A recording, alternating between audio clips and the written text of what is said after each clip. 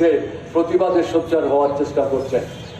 এবং আপনাদের কাছে যেটা আমাদের কমরেড গোস্বামী বলবার চেষ্টা করেছেন, বিশেষ করে গত 2-3 মাস যাবৎ আমরা যেটা লক্ষ্য করছি, পৃথিবীর দেশে দেশে বিশেষ করে ছাত্ররা, যুবকরা এবং যারা বুদ্ধিজীবী অংশের মানুষ, তারা তাদের নিজেদের দেশে নিজেদের রাষ্ট্রে প্রতিবাদ করছেন।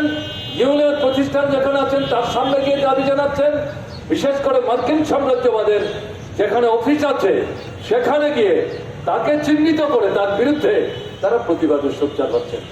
আমেরিকাতে প্রতিবাদ হচ্ছে, ইসরায়েলে প্রতিবাদ হচ্ছে। ইসরায়েল আক্রমণ করছে প্যালেস্টাইনকে, ইসরায়েলের জনগণ ইসরায়েলের সরকারের বিরুদ্ধে প্রতিবাদ করে বলছেন এই যুদ্ধ বন্ধ করো, আমরা এই যুদ্ধ চাই না, আমরা শান্তি চাই, এই দাবি তারা করছেন।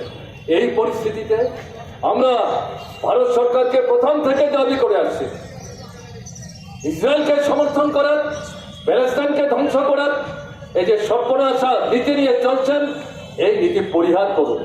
আমাদের স্বাধীনতার পর থেকে যে দৃষ্টিভঙ্গি নিয়ে, জোট নিরপেক্ষতার যে দৃষ্টিভঙ্গি নিয়ে আমরা অগ্রসর হওয়ার চেষ্টা করছি, তার ভিত্তিতে দাঁড়িয়ে প্যালেস্টাইনকে যে আমরা সমর্থন করছি, ইসরায়েল আলাদা রাষ্ট্র, প্যালেস্টাইন আলাদা রাষ্ট্র, 2 রাষ্ট্র স্বাধীন সত্তা নিয়ে চলবে, এতে আমাদের কোনো আপত্তি নাই। কিন্তু ইসরায়েল প্যালেস্টাইনকে ধ্বংস করবে, এটা কি কারণ, কেন আমরা সমর্থন করবো? এটা চলতে পারে না। কাজেই এই অবস্থান ভারত সরকারকে গ্রহণ করতে হবে, এই দাবি ভারত সরকারের দিক থেকে তুলতে হবে এবং ইসরায়েলের সাথে এই অস্ত্রের আদান প্রদান এটা বন্ধ করতে হবে।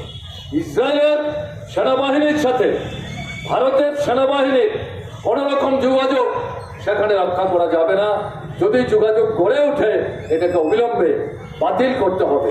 সঙ্গে সঙ্গে যে দাবি আমরা করছি, ইসরায়েল যাতে স্বাধীন, প্যালেস্টাইন যাতে স্বাধীন সত্তা নিয়ে তার যে সার্বভৌমত্ব এটাকে রক্ষা করে তারা তাদের রাষ্ট্রকে গড়ে তুলতে পারে, এই দাবিতে ইউএনএতে ভারত সরকারের প্রতিনিধিকে সোচ্চার হতে হবে, মার্কিন সাম্রাজ্যবাদের বিরুদ্ধে সোচ্চার হতে হবে।